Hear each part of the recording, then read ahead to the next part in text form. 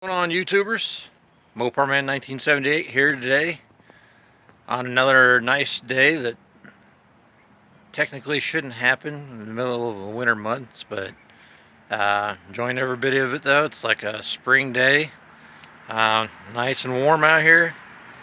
I think we got a little rain sometime last night and then it cleared out or something. Anyway, everything's moist, but other than that, pretty nice out. As you can tell, I've been doing some raking and leaf blowing, or not that with that, but with that right there.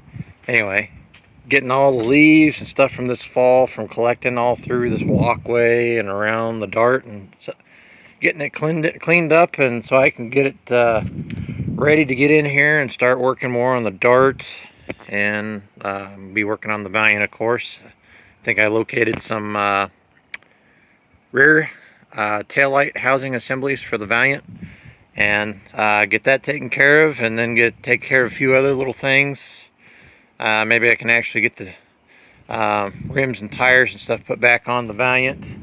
Like I said in the past videos, rims are been prepped and painted, and they've been sitting here for quite some time, and they're all nice and cured, waiting to be put on. Here's for the Valiant, and here's two tires I picked out for the front out of my multiple sets of tires I bought off the mailman, really cheap. He gave me a good deal on a whole, I think like 9 or 10 pairs of tires. They're all 14-inch, all seasons, everything from Henduk and Optima and etc. And opened up the trunk of the Dart, got the battery hooked up that I've been using in the Valiant. My next paycheck, picked out a battery from Menards I got to put in the Valiant, and then I got to get the EconoStar there. It actually goes back into the Dodge pickup, and I'll get another battery from Menards for the Valiant, so I'll have out of another paycheck and get that all taken care of. But figured, since it's nice out today and I got the battery hooked up and all this stuff cleaned up and out of the way, I figured I might do a cold start. The choke's wide open. I have the manual choke temporarily disconnected because I'm going to be putting a brand new choke on. That one was getting in a bind, but anyway. And as you can see, I've got most of the floor prepped. I just got to finish back over here in this corner down here, getting it all ground down to bare metal, and then I can put a piece of patch. I'm going to start with this patch first, make sure the frame is solid like it's supposed to be, and then weld all the spot welds across this and all the other structures and make sure it's all reinforced and properly sealed, and go through all that. And then I got to deal with this mess back here underneath these come along straps. That won't take too long. Most of this is just a big piece of sheet metal or a pipe or a baking tray or something that somebody sheet metaled and tarred into the floor. Anyway, let's see if we can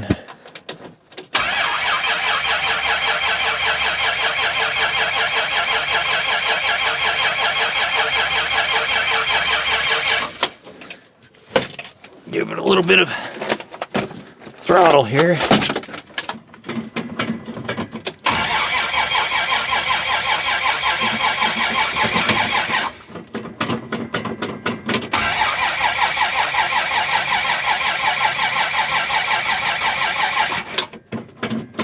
It's got fresh gas in it. It's just been sitting for a little bit. There we go. Of course, the choke's wide open, so that don't help. She's cold-natured. Oh, hold on. Yep, double checked everything. It was the choke. I turned it down some.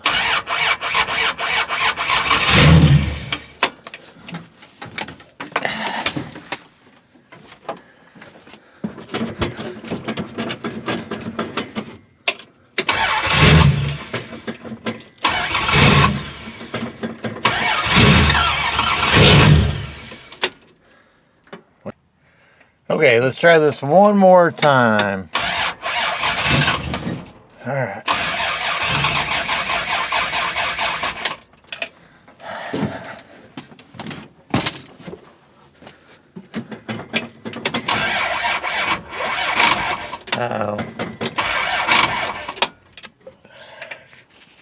Alright guys and gals, I found out what the problem was. Why I was having such a hard time. Somehow, I'll get it right there in the light. I don't know if you can see that. I'll try to zoom in. The carbon electrode there that sticks out of the bottom for the to make contact with the rotor was completely disintegrated. And this is a brand new cap. I don't know how the hell that happened. I don't know. I didn't see crumbs in the distributor. Maybe they fell down in all the nooks and crannies or something. I don't know. Anyway, that's part of the, or at least majority of the problem. So I robbed this cheaper quality one off of the Valiant up there. You know, robbed Peter to pay Paul, so to speak. I'll have to get that taken care of. Anyway, okay, we're back. Got the other distributor cap on.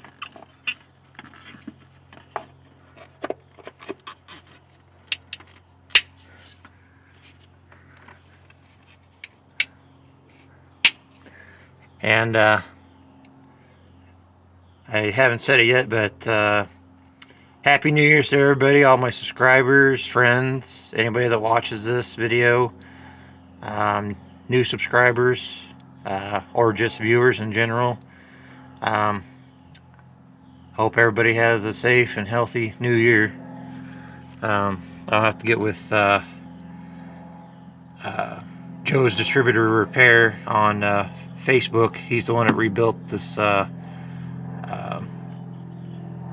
distributor for me, and I'll see if I can get him to sell me a I think this is, he sells NOS parts for the distributors, or that's what he uses, NOS parts, and then he uses made in America parts only. As you can see, there's brass contacts in there, not the aluminum or whatever. And these are the heavy duty, good quality caps. And he uses the NOS parts as well for the rotors and all the internals. If you get a chance, check him out. He's over on Facebook. Anyway, we got that taken care of, so let's see if we can go ahead and fire this up.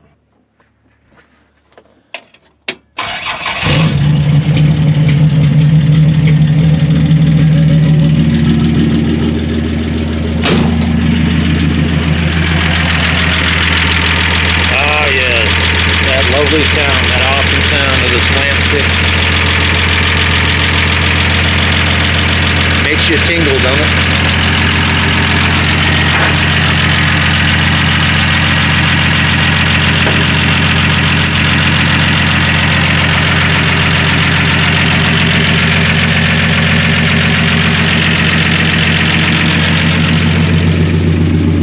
All I got right now is it hooked up to straight pipe, probably about six or 7 feet of straight pipe until I get my muffler put on it.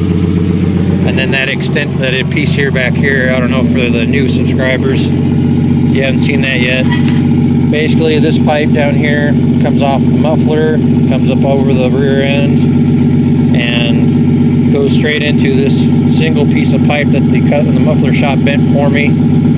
So it acts, it's still a single exhaust system, but it's a functioning fake dual. So like during the winter time when you see the mist or the smoke or whatever come out the exhaust pipe, or not smoke or mist, but I'm talking about the steam from the hot engine, it'll have even puffs of steam coming out each side to give it that dual exhaust look when it's just really a single exhaust.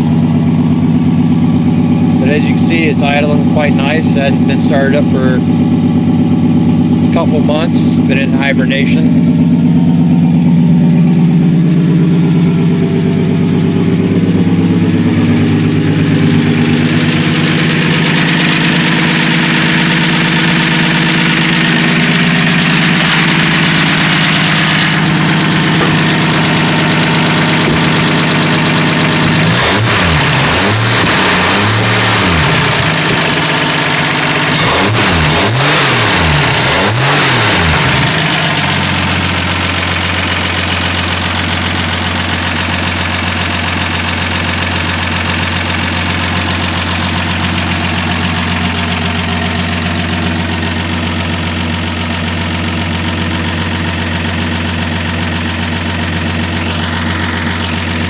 Well, as you can see, it's running. Sounds great. Figure I'd start it up, get the fluid circulated, get the old combustion chamber cleaned out, and let's go and see if we can fire up the Slant6 in the Valiant next with just a about maybe a 3 feet piece of exhaust pipe into a homemade glass pack, but it's more of a resonator tip. Took a 15-inch by 3-inch chrome echo tip and made it into a resonator type muffler. Let's go check that out. Well, anyway, I was going to try to start up the other Slant6 in the Valiant, and then I hadn't worked on the car for a little while, and I forgot that one, I got to get a new V-belt for it. Somebody had the wrong one on there. 2, I got to get a new fuel pump. And 3, I got to get the new rubber hoses going from the fuel line to the pump, and then from the pump up to the carburetor. So it's not going to be doing anything on this video. Sorry about that.